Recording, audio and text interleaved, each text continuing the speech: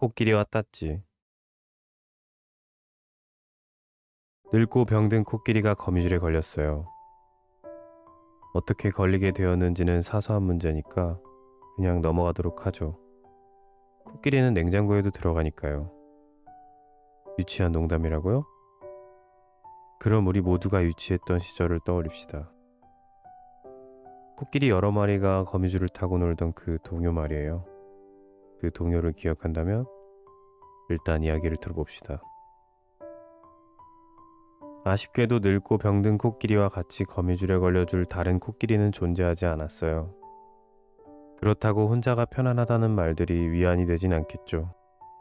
그녀는 무리의 우두머리였습니다. 그 해에는 많은 새끼들이 태어나 무리의 이동이 불가피한 시점이었습니다. 건기가 시작되었으니까요. 결정을 내리지 않을 수 없었습니다. 결국 그녀는 무리를 버렸습니다. 그래요. 버려진 것이 아니라 버린 것입니다. 자신보다 더 물냄새를 잘 맡으며 다음 최연장자인 코끼리에게 무리를 버렸습니다. 적어도 무리는 그것을 받아들였어요. 한 마리의 새끼 코끼리를 제외하고 말이죠. 젊은 암컷 코끼리의 초산으로 태어난 그 새끼 코끼리는 어미의 보살핌을 그다지 받지 못했습니다. 간혹 심술궂은 수컷 코끼리의 발에 차여 넘어지기 일쑤였죠. 그때 무리의 우두머리였던 그녀가 새끼 코끼리를 살뜰히 보살폈습니다. 새끼 코끼리에게 그녀는 어미 이상의 존재였죠. 하지만 그런 새끼 코끼리조차도 거미줄에 걸렸다는 그녀의 말을 이해했습니다. 그리고 늙고 병든 코끼리의 냄새를 코 안 가득 담은 채 무리와 함께 떠나갔죠.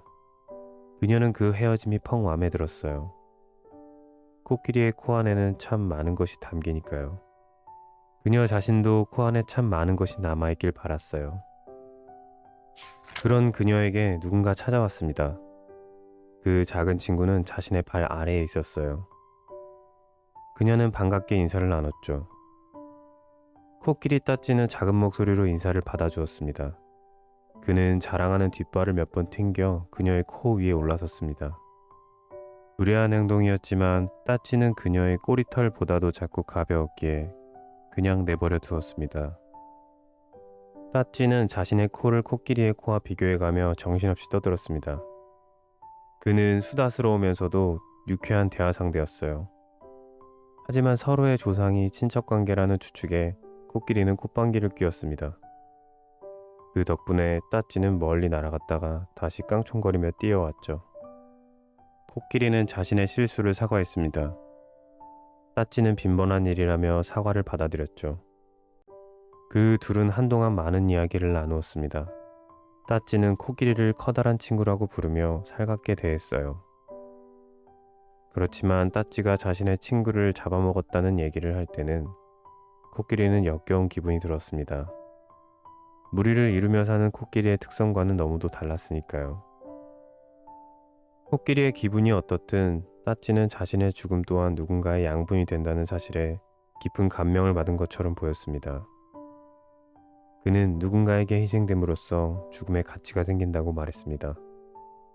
하지만 코끼리의 생각은 조금 달랐어요. 죽음이란 누군가에게 기억될수록 가치가 생긴다고 생각했으니까요. 그녀는 60년의 기억이 누군가에게 전해졌으면 좋겠다고 말했습니다. 코끼리의 말을 들은 따찌는 깜짝 놀랐어요. 그의 수명은 길어야 2년이 채 되지 않으니까요. 그녀는 따찌에게 괜한 이야기를 꺼낸 게 아닐까 걱정했습니다. 수명에 의한 상대적 박탈감이란 그녀에게 너무 낯선 감정이었습니다. 하지만 따찌는 실망하지 않았어요. 그는 눈을 빛내며 3년 후 세상에 대해 물었습니다. 코끼리는 따찌의 순수함에 감탄했어요. 그리고 그 사실이 부러웠죠. 유감스럽게도 코끼리는 3년 후 세상을 알지 못합니다. 그래도 코끼리는 따찌를 실망시키고 싶지 않았어요. 그래서 현재 이야기를 해주기로 했습니다. 3년 후 미래가 지금과 같다고 판단했기 때문은 아닙니다. 3년 전 자신에겐 지금이 3년 후 미래니까요. 크게 다른 이야기는 아닐 것이라 생각했습니다. 코끼리는 말했습니다. 노을이 유난히 붉던 어느 날 거미줄에 걸린 코끼리가 행복한 코끼리 따찌를 만났어요. 그 둘은 아주 먼 친척이었습니다. 그리고 서로가 만족할 만큼 즐거운 대화를 나누게 됐죠. 코끼리는 동족을 잡아먹는 따찌를 이상하게 여기지만 그래도 그를 존중합니다. 언젠가 둘은 작별 인사를 뒤로하고 각자의 삶을 살겠지요. 그러나 코끼리는 자신의 코에 앉아있던 따찌의 냄새를 코안 가득 담아 기억할 것입니다. 따찌는 흥분 때문에 쉽게 대답하지 못했습니다. 잘 그려지진 않았지만 낯익다는 점에서 아름다운 미래라고 생각했으니까요. 특히 행복한 코끼리 따찌라는 말에 매우 기분이 좋았습니다. 코끼리가 듣는다면 안색이 변하겠지만 3년 후에 따찌가 자신을 잡아먹었으면 좋겠다는 생각을 했습니다. 그럼 자신도 3년 후까지 행복할 수 있으니까요. 따찌는 만족한 얼굴로 그녀의 코에서 훌쩍 내려왔습니다. 이제 따찌는 밤에 움직이는 곤충들을 잡아먹기 위해 달려갈 것입니다. 그건 참 멋진 일이었어요. 먹는 건 살아간다는 뜻이잖아요. 따찌는 자신다운 작별 인사를 남기기로 했습니다. 정확히는 코끼리다운 인사죠. 늙고 병든 코끼리의 냄새를 긴 코 안에 가득 담은 코끼리 따찌는 본 것과 마찬가지로 깡총이며 멀어졌습니다. 코끼리는 멀어지는 따찌를 보며 노을이 어두워진다고 생각했습니다. 그녀가 거미줄에 걸린 뒤 시간이 많이 지났음을 깨달았습니다. 슬슬 거미줄의 주인인 거미가 나타날 시간입니다. 코끼리는 조용히 눈을 감았어요. 거미는 무서운 존재입니다. 그것들은 코끼리보단 작았지만 동행하는 새끼들은 무서운 발톱을 가졌거든요. 그나마 다행인 것은 자신의 상아가 매우 짧다는 점이었죠. 그녀가 기억하던 멋진 상아를 가진 수컷 코끼리처럼 얼굴을 통째로 뜯어먹히진 않을 테니까요. 문득 늙고 병든 코끼리는 자신에게 작별 인사를 하기로 했습니다. 그녀는 자신의 코가 닿는 곳곳의 냄새를 코 안에 가득 담았어요. 초원의 풀냄새, 새끼 코끼리의 냄새, 코끼리 따찌의 냄새, 거미들이 내뿜는 매캐한 냄새를 코 안에 담으며 코끼리는 자신에게 작별 인사를 했답니다. 흰둥이. 내 이름은 흰둥이입니다. 올해 15살이 되었습니다. 모두 내가 아직 어리다고 생각하겠지만 그건 사람들의 기준입니다. 비록 내 나이의 시간은 사람들과 같아도 내 삶의 시간마저 사람들과 똑같지는 않지요. 나는 어둡고 캄캄한 상자 속에서 태어났습니다. 나와 같이 태어난 형제들도 많았습니다. 우리는 하얗고 까맣고 가끔 누런 아이도 있었지만 우리가 모두 같은 형제인 것은 틀림없는 사실입니다. 우리는 아직 눈도 뜨지 못하고 걷지도 못할 때 모두 헤어졌습니다. 나는 가끔 길을 걷거나 달릴 때마다 혹시 내 형제가 지나가는 것은 아닐까 자세히 살펴보았지만 그들은 모두 비슷해 보이는 다른 친구들일 뿐이었습니다. 하지만 괜찮습니다. 하얗고 작은 나는 금방 새로운 주인을 만났으니까요. 나의 주인은 아주 예쁜 사람이었습니다. 그동안 많은 사람들을 봤지만 내 주인만큼 예쁜 사람은 본 적이 없었죠. 나는 그녀를 무척이나 좋아했습니다. 나중에야 알게 되었지만 나는 그녀에게 첫 번째였습니다. 그래서인지 그녀는 가끔 나를 무서워하기도 했죠. 혹시 내가 다칠까 아니면 아픈 건 아닐까 그녀의 손길은 늘 조심스러웠습니다. 그녀와 내가 친해지기 위해서는 시간이 좀 필요했습니다. 우리는 서로 조금씩 놀라기도 하고 다칠 때도 있었어요. 사실 나도 처음에는 그녀가 조금 무서웠습니다. 나는 비슷하게 생긴 친구들도 무서워하는 겁쟁이였거든요. 하지만 그녀는 조심스럽게 나와 친해지기 위해 노력했고 나도 그녀를 놀라게 하지 않도록 조금씩 다가갔습니다. 어느새 우리는 세상에서 제일 친한 친구가 되었어요. 나는 그녀뿐만 아니라 그녀의 가족들도 모두 좋아했습니다. 그녀의 아빠는 말씀이 별로 없으셨지만 살뜰하게 나를 보살펴 주었습니다. 나를 씻겨주거나 밥도 챙겨주었습니다. 가끔 그녀 대신 나와 함께 산책을 해주시기도 했습니다. 내게도 아빠가 있다면 나와 함께 이렇게 걸어주셨을까요? 나는 그분이 정말 좋았습니다. 물론 나는 그녀의 엄마도 참 좋아했습니다. 사실 나는 아빠보다도 엄마와 함께한 일이 더 많았습니다. 왜냐하면 내 주인은 엄마와 함께 수다를 떨며 나와 산책하는 것을 정말 좋아했기 때문입니다. 그럴 때마다 나는 제일 신이 났습니다. 그녀가 기분이 좋으면 나는 날아갈 듯 달렸습니다. 가끔 길에서 내 친구들을 만나면 나는 자랑하느라 바빴습니다. 나보다 덩치도 크고 멋진 친구들이 하나도 부럽지 않았습니다. 우리는 정말 많은 날을 함께 했습니다. 그녀가 울고 싶을 때 우리는 함께 음악을 들으며 걸었고, 그녀가 추울 때 나는 따뜻하게 그녀를 안아주었습니다. 우리는 함께 벌써 15번의 봄을 맞이했습니다. 그 15번의 봄 중 아름답지 않은 봄은 하나도 없었습니다. 우리가 같이 처음 꽃놀이를 갔던 날, 나는 그렇게 아름다운 광경을 처음 봤습니다. 눈이 내릴 때도 아름답지만 눈이 내리면 산책 가기 힘들다는 사실을 알게 된 이후로 나는 눈보다 꽃을 더 좋아하게 되었습니다. 바람에 살랑이는 꽃송이가 내 콧잔등 위에 내려앉을 때 나는 재채기가 나올 것 같았지만 꼭 참았습니다. 혹시 내가 감기에라도 걸린 줄 알고 그녀가 놀라면 안 되니까요.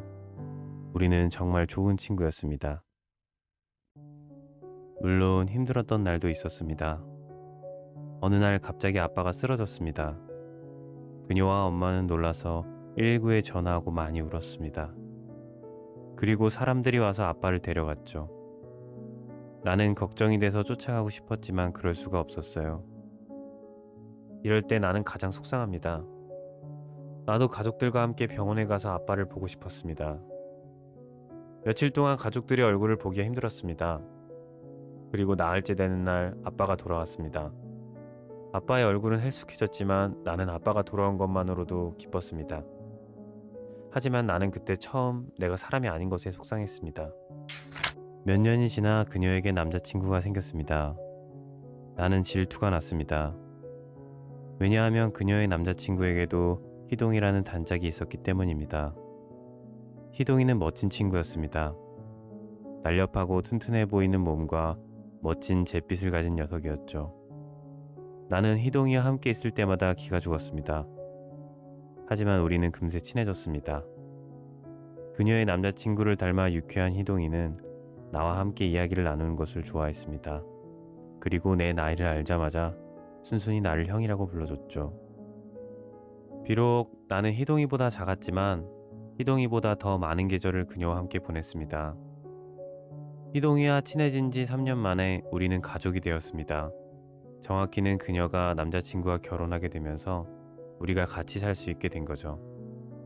나는 아빠와 엄마를 자주 볼 수 없다는 사실에 슬펐지만 그래도 괜찮았습니다. 그녀는 전과 똑같은 마음으로 나를 보살펴 주었기 때문입니다. 하지만 내 몸이 자꾸 아팠습니다. 그럴 때마다 그녀는 많은 돈을 쓰게 되었습니다. 나는 가끔 이상한 소리를 냈고 가끔은 걸을 수도 없었습니다. 내가 아파 병원에 갈 때마다 그곳에서 나처럼 아픈 친구들을 많이 만나게 되었습니다. 그제야 나는 내가 늙어서 아픈 것임을 알게 되었습니다. 그리고 이제 그녀와 함께할 시간이 많지 않다는 것도요. 나는 조금만 더 그녀와 함께하고 싶었습니다. 왜냐하면 그녀는 이제 얼마 뒤에 그녀를 꼭 닮은 아이를 낳을 것이기 때문입니다. 하지만 오늘은 어쩐 일인지 움직일 수가 없네요. 희동이가 자꾸 내 이름을 부릅니다. 저 멀리서 그녀가 나를 부르는 소리도 들리네요. 하지만 괜찮습니다. 제법 괜찮은 삶이었습니다. 나중에 또 그녀와 함께 산책할 수 있는 날이 오겠죠. 언젠가 그녀를 태우고 저 멀리까지 달리고 싶습니다. 이 글을 세상의 모든 흰둥이들에게 바칩니다. 안녕, 흰둥아.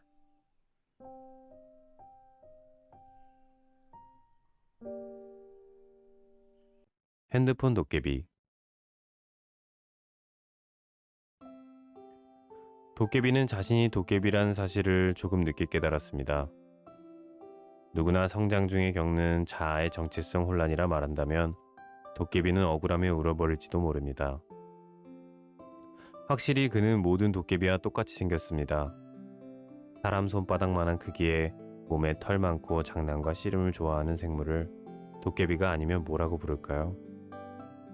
하지만 다른 도깨비들은 그를 도깨비로 인정하지 않았습니다. 그의 억울함을 이해하기 위해선 먼저 도깨비들이 어떻게 태어나게 되었는지 알아야 합니다. 도깨비는 사람들이 오랜 시간 사용해온 물건을 통해 이 세상에 태어납니다. 과거에는 홈이나 빗자루, 괭이같이 잘 닳지 않고 오래 쓰인 물건에 도깨비가 생겨났죠. 하지만 현재에는 그 숫자가 눈에 띄게 줄어들었습니다. 말할 것도 없이 현대의 사람들은 물건을 오래 쓰지 않습니다. 과거의 물건보다 단단하지 않기 때문일까요? 글쎄요. 단단한 물건마다 다르겠지만 적어도 그때보다 편리해졌다는 건 분명합니다. 편리는 물건이 아니라 사람을 녹슬게 하죠. 과거처럼 힘들여 땅을 팔 필요도 없고 누군가에게 말을 전하기 위해 먼 길을 떠날 필요도 없습니다. 하지만 그 편리마저도 도깨비의 숫자를 그리 줄이진 않았습니다. 도깨비가 줄어든 가장 큰 이유는 사람들의 실증 때문이었죠.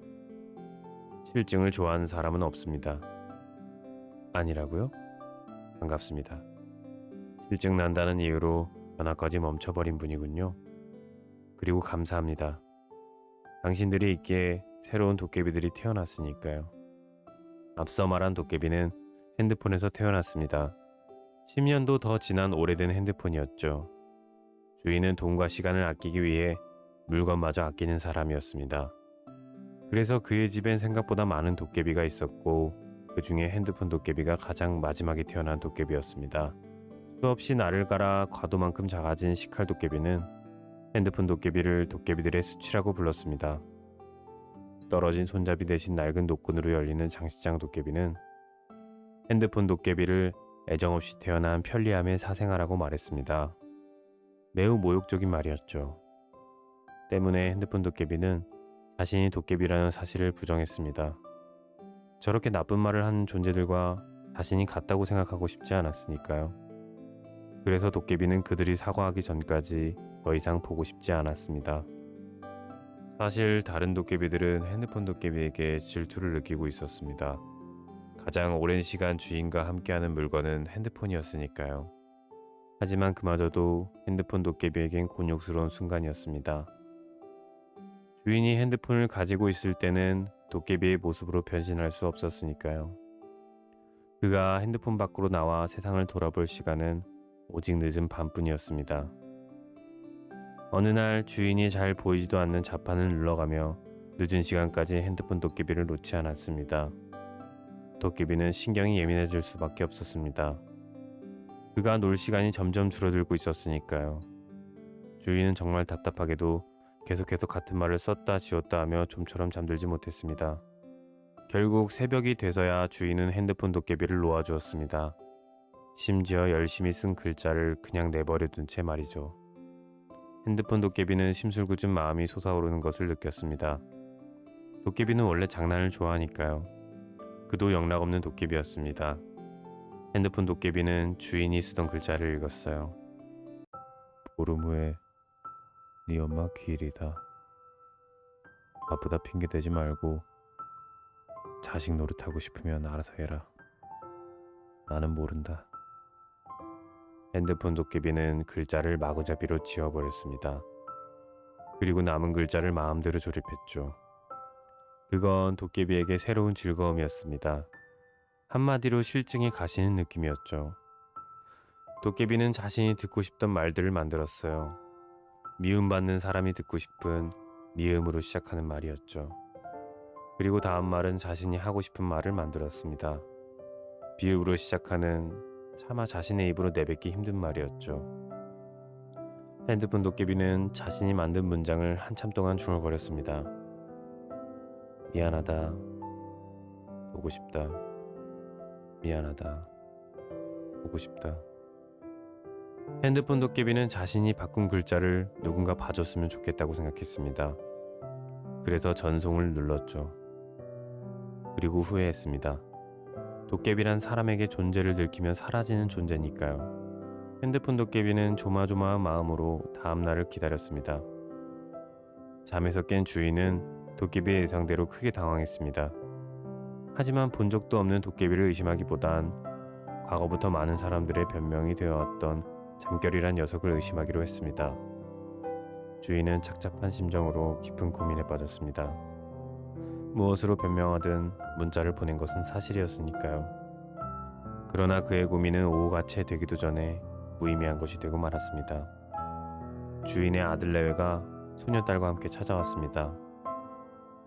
아들은 어색하게 웃었고 주인은 변명이 필요 없다는 것을 깨달았습니다. 모두 진실이었으니까요. 한 사람과 여러 도깨비만 존재하던 공간에 행복한 소란스러움이 가득 찼습니다. 주인은 아들을 위해 오랜만에 요리를 했습니다. 식칼도깨비는 자신이 쓰여진다는 사실에 큰 만족감을 느꼈어요. 장시장 도깨비 또한 자신을 신기한 듯 바라보는 소녀딸이 마음에 들었습니다. 그날 밤 많은 도깨비들이 쓰여졌다는 기쁨에 핸드폰 도깨비에게 찾아왔습니다.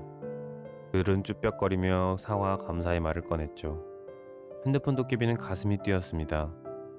그토록 듣고 싶던 말들이 자신을 비난하던 입에서 나왔으니까요. 하지만 도깨비는 우쭐해하지 않았습니다.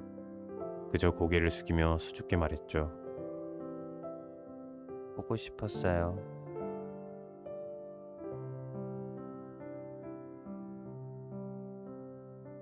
이 이야기를 듣고 계시는 분들도 잠들기 위해 누워 계신다면 도깨비들을 위해 다른 때보다 일찍 잠드는 건 어떨까요? 이상 이근함이었습니다.